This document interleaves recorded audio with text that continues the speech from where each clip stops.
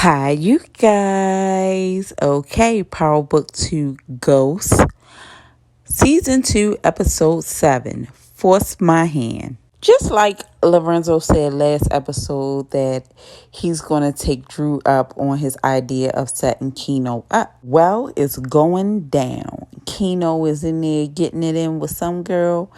They bust Kane and Lorenzo, and I think this is one of Keno's guys. Well, they bust through the door waving a 4-4. I don't know if it was a 4-4, but however, Drew pops Keno right in the forehead, killing him. And the girl, Drew tells her, "You haven't seen anything and don't open your mouth." She promised not to open her mouth. But Lorenzo tells Keno guy, who is now work for him, he tells him to clean up the mess and take care of the girl. He says, okay, he shoots the girl dead. And he tells Drew, no loose ends. I seen that coming. I knew they wasn't going to let that girl walk out of there. Frank Tejada, Lorenzo's brother, his wife Evelyn prizes Monet with a visit. She's looking for Frank. She says she know how Frank told her that he was coming to see y'all. So where is he? He hasn't returned home. Now, this was in season 1. Remember, Monet felt like Frank was a snitch because he was released from jail early. Monet ordered Kane to kill him. So Evelyn is worried and she is demanding answers. Monet says to Evelyn, well, the last time I seen Frank, he was facing hard time. How did he get out so soon? And Evelyn explains to her, like, I didn't even ask. I don't know. I was just happy to have him home, but I hate for my children to have to pay for the sins of their father. She tells Monet, I would hate for you to be in my shoes. I have to pick up all these broken pieces. And Monet tells her, this is the consequences of the life. And if anyone violates them, they're at risk. So Evelyn basically knew what Monet basically was saying about Frank. Monet goes into her bag and she pulls out a wad of money and she gives it to Evelyn to help her move on. Evelyn takes the money, but she tells Monet to tell Lorenzo to be careful out there. And she said it in a tone, I'm thinking that it's not over between Frank's wife, Evelyn, and the Tejada family. I think we'll be seeing more of this in season 3. Drew and Lorenzo finally made it home, and Monet is like, where y'all been at? Monet isn't happy that Lorenzo is putting Drew at risk. She explains to him, that's why I took the business off the streets, which course correct is more safer. Lorenzo told her if he wanted safe, he would have opened up a car wash. I'm like, damn, Lorenzo, these are your children. Monet is banking on Zeke making it to the NBA so they can put all of this illegal activity to the side. And Lorenzo said he's never living off another man. And just as he did tonight, protecting his family is what he does. He's not afraid to do it. Drew is up Stansfield sneaking and linking with Everett. And he asked Everett about course correct. He said he needed to smoke. And I guess the events from earlier had him shook. He need to come down. Sex they had just now wasn't enough. Everett lets him know that nothing has been moving on course correct since they raided Tariq's dorm and they found that dead cop's badge. Drew is like, wait a minute, what? Knock, knock, knock. Drew dipped off in the bathroom and Everett answered the door is Whitman. And he wanted additional questions from Everett from when Everett talked to them the first time. So Everett was like, I don't have nothing to add. Whitman asked him, are you sure? I just want to add. He said, I'm sure. Thank you. And shut the door. Everett tells Drew he's gone. And Drew is like, no, he'll be back. Okay, we seen that Dante was stalking Zeke in last episode. So Dante runs down on Zeke at a basketball court, and Dante asks Zeke, he like, that's a sweet stroke. He asks Zeke, 1 foot, half size bigger than the other, right? And Zeke said, yeah, how you know? Dante said, me too. It runs in our family.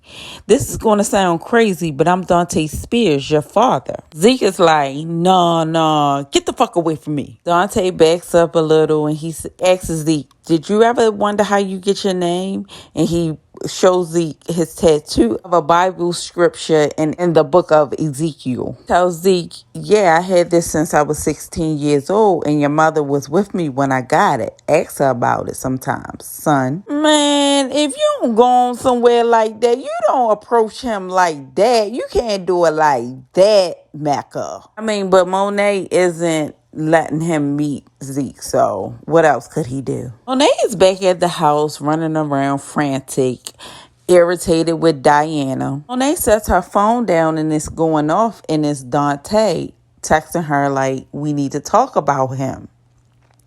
So Diana is asking Monet, what is wrong with you? And at the same time, she sees the text. Monet tells her that she's rushing off to go see Zeke's agent and it's important. Monet asks Diana, why do you care? You got what you wanted. Your father is home now and you get to go to school. And Diana said, no, I wanted to go to Stansfield. She said, little girl, you ain't going up there to Stansfield to be hot in the ass with Tariq. You done lost your mind if you thought you was going to go up there. Poor Diana. Monet busts through the doors of Zeke's dorm up Stansfield because Zeke missed the meetup with the agent. And we know Zeke's whole world is basketball. So what Mecca said to him is him wondering what's going on. So Monet asks him, what the fuck is up with you?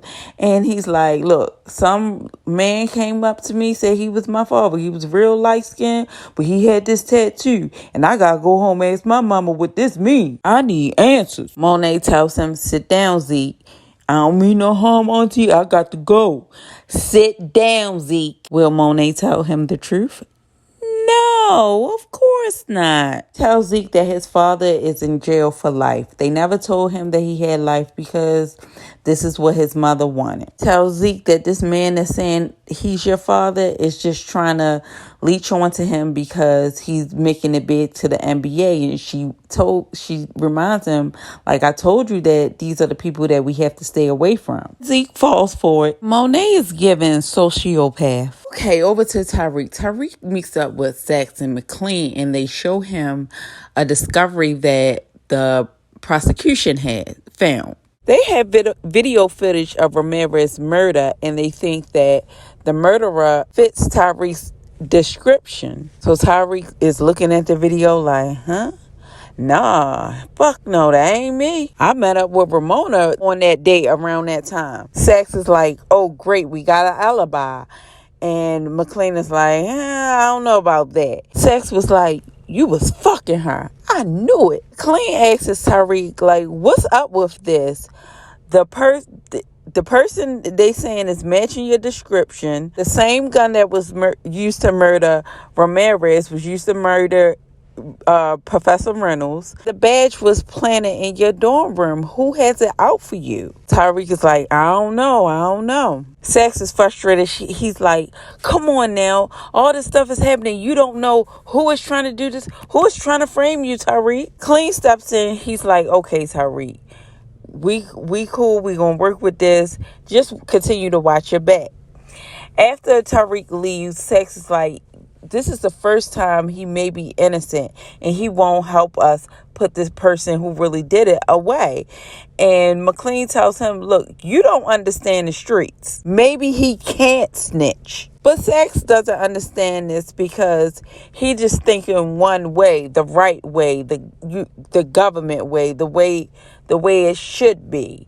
And it's not always black and white. It's very colorful in these streets. Clean goes down and he meets up with Ramona, and Ramona tells him, yeah, I did meet with Tariq that night, but for all she knows, Tariq still had time to meet up and kill Ramirez. He tells McLean, what do you want me to do? Because you know I can't take the stand. The first thing they're going to ask me, why was I meeting up with Tariq? So what I'm going to do, tell them that I was meeting up with Tariq to show him video footage of him admitting that he killed his father, given to him by his defense lawyer. He tells McLean that she's no longer helping him out, that he's unethical and Tariq is a murderer, so he needs to find Tariq a deal. McLean is like, deals? You know I don't do no deals. Look, just chill out. I hate the way things ended between us. Let's just have a drink and I forgive you for meeting up with Tariq.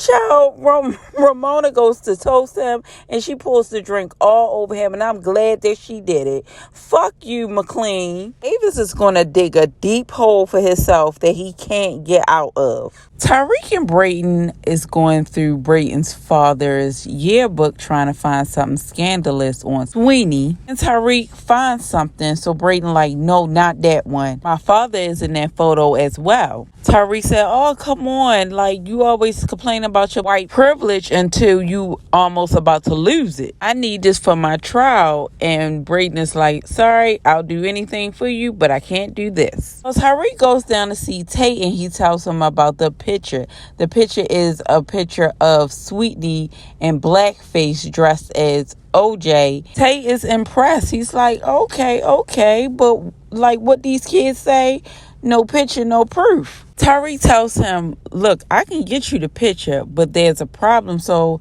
Tate said, what is that? Tariq explains to him that Westerns need to stay out of it because Brayden's father is actually dressed up like Nicole. Tate tells Tariq as, listen here, fuck your punk ass friends. You're on trial for murder, and I'm the only way that you're going to get your sister. I'm going to need that picture, my boy. And I was on Tate's side with this one. Tariq, this is your life. I don't even know why you fucking playing with Brayden about that. Get that picture, and that's what it is. Your life depends on it. Child, Tariq is back in Kalani's class, and Carrie walks in and see him, and she says to Tate, what judge would grant him bail? And Tate said, I have no idea.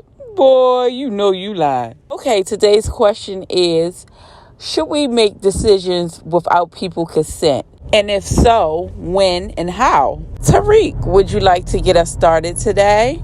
Tariq answered, he said, like it or not, decisions are made without people consent every day. It's just a fact of life. Lauren mumbled under her breath like a professor exploiting a student.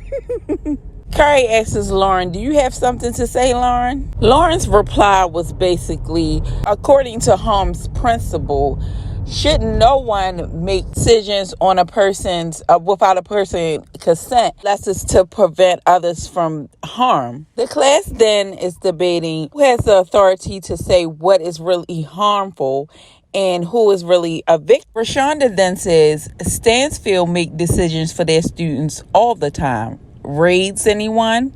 And then someone else said, yeah, just like what happened to Lauren. It's so unfair. Another student then says, uncool, but definitely not unfair. Lauren was held to the same contractual agreement as all the rest of the students. So he said, if you're going to use drugs, you have to be smart enough to hide it. And remember, Tariq knows nothing about the raid. So after class, he catches up with Lauren and he asks Lauren, why didn't you tell me that you got raided? What happened? Lauren tells him, well, actually, I thought you knew about it because everyone else does. But why does it concern you? Because it's about drugs that's been sold on campus. You have nothing to do with that, right? Marie tells Lauren that she shouldn't have kept that secret from him. And she tells him, are you serious? That's all you do is keep secrets from me. Marie tells her it's to protect her. And she said, yes. Isn't that what people say when they want to make decisions for others? Lauren tells Tariq, look, you broke up with me. So that means that I don't have to finish this conversation right now. I'm about to get gone because I have to finish writing this speech for Professor Reynolds' memorial. And I shouldn't be seen out with you. And we see Professor Milgram being a fucking creep, peeping at Tariq. What the fuck is she going to be doing, spying on Tariq the whole time? I have to agree with Lauren when she said to Tariq that, isn't that what people say, they keep it secrets because they want to protect you. So basically, you made the choice. Tariq made the choice for Lauren. He didn't come out honestly, tell Lauren the absolute truth about he's a trapper. So Lauren thinking that she's protecting her boyfriend from a drug dealer, and ultimately, Tariq, you are going to get this girl in serious. Ramona isn't going to cut it. That he had ample amount of time to still go and kill Ramirez. They asked Tariq who can be a alibi for you, so he mentions Yasmin. And or his grandmother. And of course, his grandmother isn't going to do it because they're going through this nasty custody case. But Tariq does not want to put Yaz on the stand. McLean tells him, look, you're going to have to. This is your only hope. Says to Tariq, well, that's that. So what really brought you down here? And Tariq tells him, look, my ex-girlfriend Lauren, I just found out that her room was raided. The cops brought her down, and I'm just trying to find out, does it have anything to do with this? So McLean asks her name, and Saxe asks, well, how does she look? McLean says, what does that have to do with anything? Tariq shows him the picture, and he's like, nah, I was thinking of someone else. Saxe advises Tariq to stay away from Lauren just to be safe. When Tariq leaves out, McLean asks, what was that all about? He tells Davis that Lauren was in Jenny's office the other days, and she is a prosecution witness for sure. Tariq meets up with Tamika, and Tamika, she believes in Tariq, but she tells him, I will not make another ghost. She reminds Tariq of what he told her last, when he said, my father was a monster, not me. Tamika asks Tariq, was that even true? She knows that Tariq didn't kill Ramirez, but when she asks about the professor, Tariq basically tells Tamika without outright saying it was me. Tamika tells Tariq, I'm going to do what Davis would never. She offers Tariq a 5-year deal. All he have to do is name the real murderer. Tariq tells her 5 years, that's 5 years away from my sister. And she'll be in the system with a target on her back. All because I snitched. He asks Tamika, how do I make that decision for her? Tariq is correct. This is why I can't get behind snitches. If you ran with a crew, did the same criminal activities as your crew, and benefit from it, and when shit hit the fan, you want to snitch because you can't handle the consequences, and it's a better deal for you ultimately. So I just think that's selfish and lame as fuck. Do I think that Tariq should just take the murder? Fuck no. He does need to handle it in the streets. Carrie is in her office on Clubhouse listening to all her students gossip about her Jezebel ways. He comes in being a pain in Carrie's ass. He want to know why he didn't receive an invitation to Jabari's memorial. Carrie explains that the seats was limited to those who really knew him most. And as they're talking, Dean Wong comes in and he tells Carrie that because of all the gossip and everything, that he wants her to sit this one out. He don't want her to say a speech about Jabari. Tate, he was eavesdropping in on the conversation. Comes back in the room. Excuse me, Dean Wong. This is sexism. Our colleague is clearly being harassed, and we should stand behind her rather than shame her. So Dean Wong is like, I don't want them type of problems. I'm slut shaming people. He said, you make an excellent point. See you at the event. When Dean Wong walked out, Carrie is like, what do you want? And Tate said, up that +1. Oh, I almost forgot. Monet, she storms over to Dante's place. Why you want behind my back to Zeke? Dante said, because we had an agreement. You forced my hand. I want to make up for all the time that I missed. You stole that from me. I don't remember choosing not to be there. That decision was made for me. And Monet said, I was 16. Don't you think it was decisions that was made for me? You disappeared. And Dante said, no, I got arrested. Took the offer to join the military. Asks Monet, do you think that if I knew about Zeke, I wouldn't have made different choices? What is he, your retirement plan or something? Monet said, boy, fuck you. I love him. That's my son. Don't fuck this up. Zeke doesn't need you, and neither do I. Monet is dead wrong. Facts that she may have been 16 and, her parents or whatever didn't give her the choice. But I still think it's your responsibility to make that other parent aware that he has a child. I mean, if you don't and you keep continuing these cycles of lies, it just have to keep being covered up. And It's just a mess in the end. And weird as fuck, might I add, Lorenzo finally gets to meet the Connect, Mecca. Of course, he drags Drew along, and Kane told him to come alone. But Mecca tells Kane it's cool. Lorenzo tells Mecca, I just wanted to come meet you in person considering the amount of weight I'm requesting. He tells Mecca that he's about to take over Queens and he just needs the product. He's about to recruit more soldiers. So Mecca tells him, if you need soldiers, I got you for an extra cut. He tells him, I need to handle some things on my end, but as of right now, all the product goes to you. And Kane don't like that shit right there. He don't like that. Now, Sexy Bagel, she was looking at Mecca like, soldiers, like, you doing way too much. I think Mecca wanted to meet up with Lorenzo just to size him up to see what he working with. Okay, y'all, it's the memorial dinner, and Carrie runs down on Lauren. Lauren, I see you with Tariq. You should stay away from him. He's a drug dealer and a murderer. Lauren is like, girl, if you don't get the fuck away from me talking. She tells Milgram, the only dangerous one around here is you. First Professor Reynolds, Zeke, me, then Tariq. She goes on to tell Milgram, you know what? Tariq lost everyone that he loved. He's a product of decisions made for him. I was about to go in on Milgram, and Shonda, she comes in and interrupted because everything is about to start, and she picks up on the vibe. She's like, y'all okay? Because I'm feeling a vibe. And Lauren didn't discuss the whole Wire incident and everything with no one. No one knows. Braden and his family is there. His brother going to talk about, why do we have to come to this jamboree person memorial? I didn't even know him anyway. Braden's father explains that he's on the board of alumni, so he has to come and show face. While his wife's lusting over jamboree writing. She's talking about his book. She read his book, so she's lusting over that. Child, Braden be too through with his family. They irks his asshole. Tate is in the building, and he comes on over to Braden's father, and he plays nice at first, and then he says, it's going to be a photo that's going to come out on Sweeney. He goes on to tell Braden's father, now, you can help convince your old buddy to step down now. This may not blow back on y'all. Mr. Weston is like, I don't take blackmail lightly.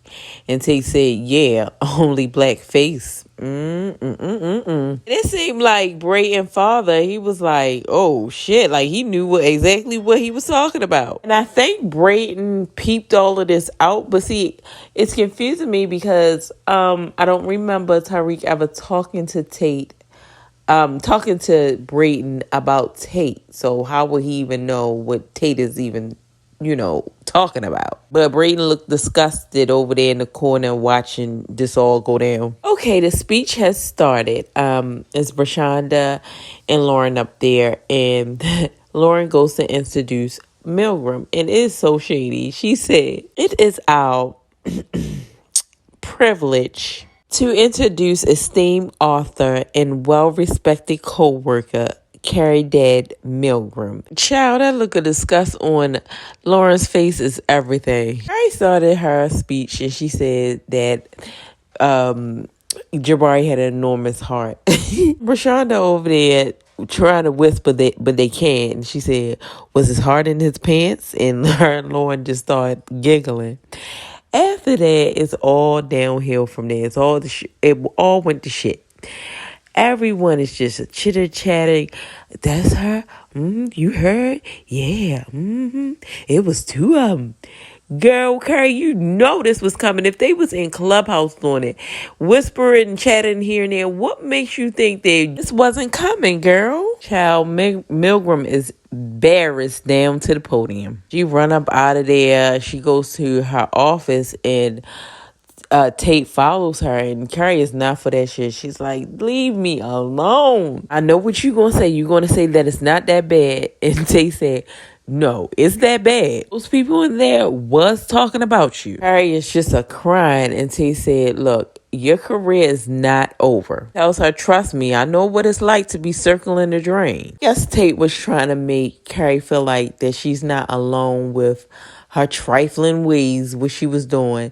And he confesses that he only wanted to go to the banquet so he can corner alumni and save his political career. Ray asks him, did it work? And Tate tells her, look, that's the fun of politics. The story is never over. And neither is yours. And he tells her, don't be so hard on herself. That if she's anything like him, that she'll find a way to survive. And I thought that was so sweet of Tate. Lauren stops over at Tariq's and she apologizes. She said that forgot about everything that happened in Tariq's life and she judged him by the same standards as others. This is exactly what she was telling Milgram at the banquet. Lauren tells Tariq, but it's something that I wanted to talk to you about. And as she's saying this, Diana comes in. She's like, oh, I'm sorry, I'm interrupting. I can just go.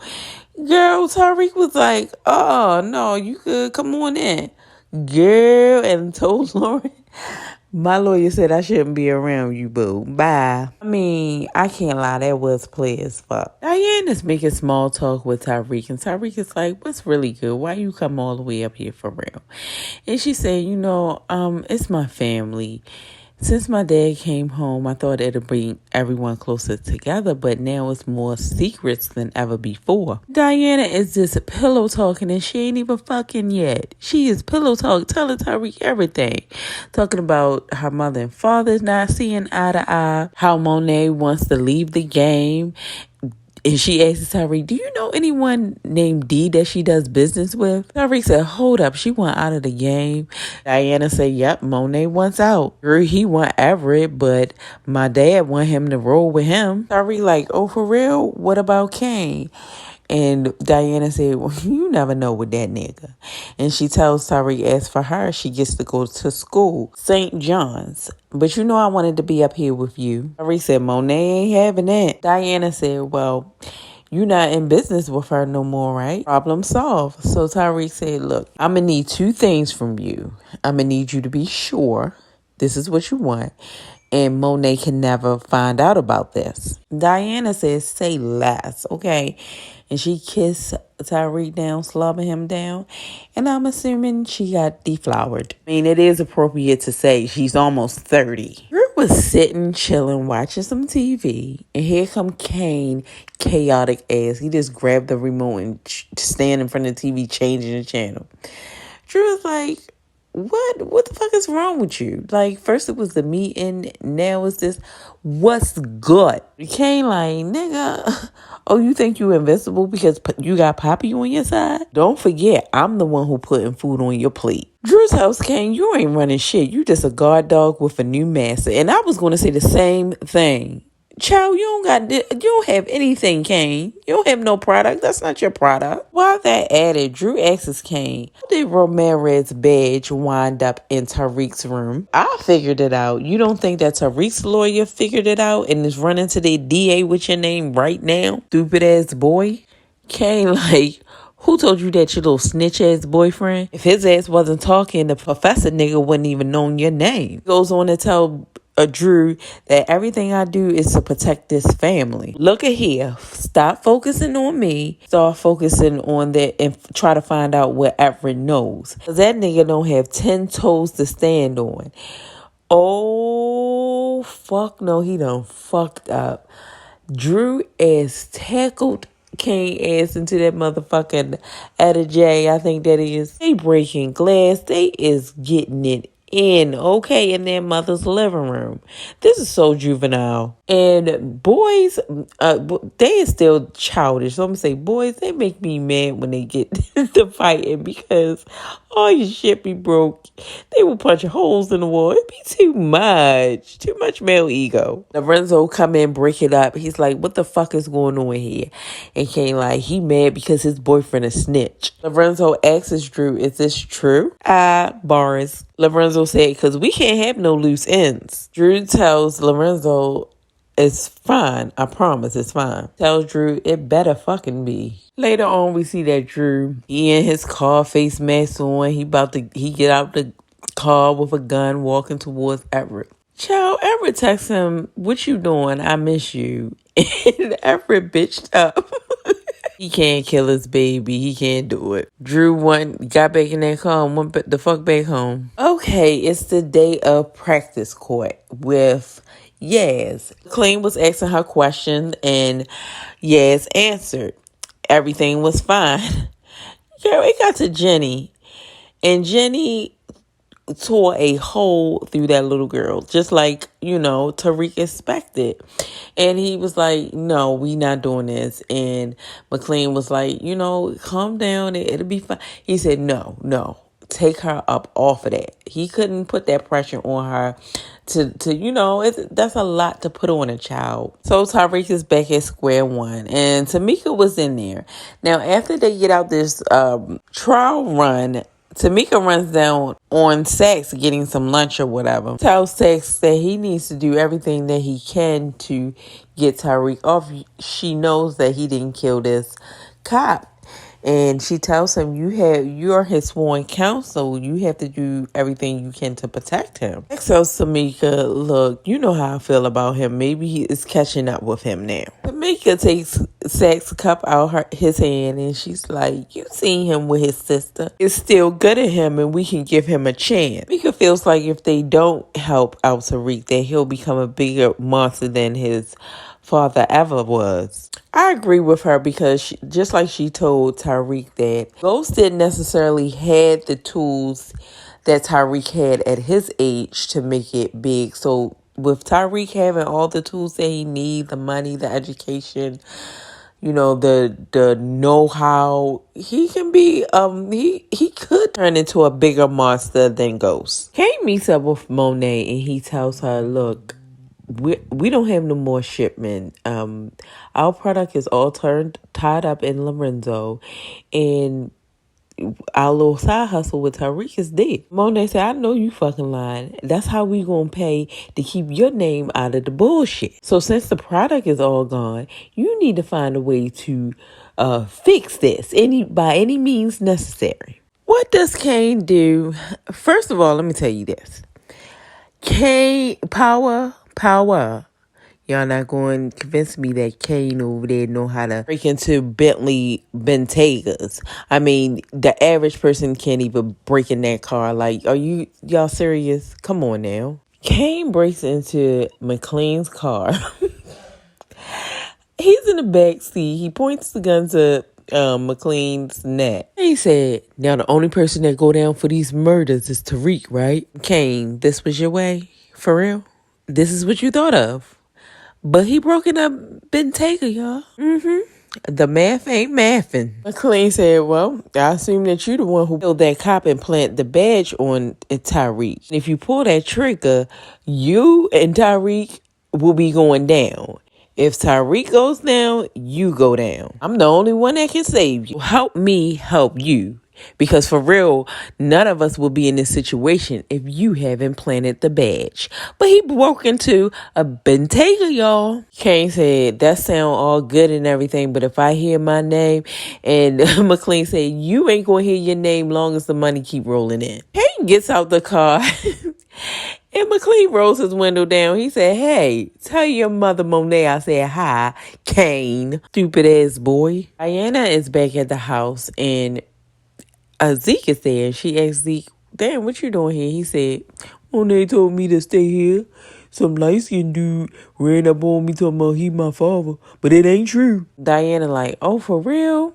He like, yeah, but it ain't about nothing. He just trying to get my money. Monet comes home and she walks into her bedroom to find a surprise that her boo set up for her. He done brought her some gifts, got the roses all around the room. And he tells her this makes up for the time that she had to spend up to jail all these years. Renzo tells Monet that everything is going to work out like he said it was and that he loves her. But one thing that he needs to know, are you still working with Tariq? Child, Monet tells him, no. Monet just doesn't stop. I swear I think she's a sociopath. Anyway, while they were making love, as promised, Mecca sends his goons out to his soldiers out to help Lorenzo run down on a crew. so he can take over and run Queens like he said he was. They bust up in the door waving a full foe, and all you see is body drops, honey. Everybody, body is dropped. Sexy Bay Goon, she there, and she texts Lorenzo after it's done, it's done. At the same time, concurrently, Dante is texting Monet. Girl, Dante can't be calling during these hours, okay? Mika, Sex, and Jenny come barging in to Tyreek's dorm, and they like, we worked out a deal. Gaz will remain with her foster family until your grandmother gets clean, and we gonna have her in the rehab. When she gets clean, Jazz is gonna come back with her, and all you'll get is 5 years. You give up that name and you sign. Harry tells them, everybody's telling me how they don't want me to be like my father, but if I sign this and be selfish, I'm just like him. Mika warns Tyreek, this is your last lifeline. Tyreek asks her, do you really think that if I do this, that my grandmother and my sister can walk the street safely? He tells them, look, I'm sorry, I can't take that risk. Jenny rips up the deal, and Tamika tells him, don't call me anymore. Good luck. Max is sitting at the bar, and McLean comes in, and he's like, you went behind my back to make a deal with our client? And Tex says, it's just a 5-year deal. McLean said 5 years is not a win. I said, well, Tyreek didn't take it anyway. McLean is like, yeah, but what's that girl name? Because we gonna need to dig in her. Lauren, who was representing her.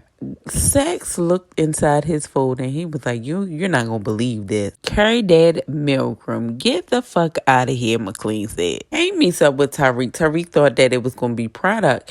He like, come on, I got to go. Kane like, it's no product. I'm not playing. He tells Tyreek is like, what are you talking about? I have to pay my fucking lawyer. He was like, well, that sounds like a personal problem.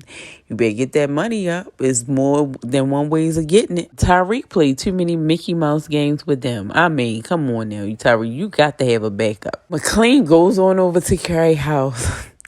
He said, Carrie, I knew you was unhinged. You really gonna use a student to sabotage my client? You are her cancel?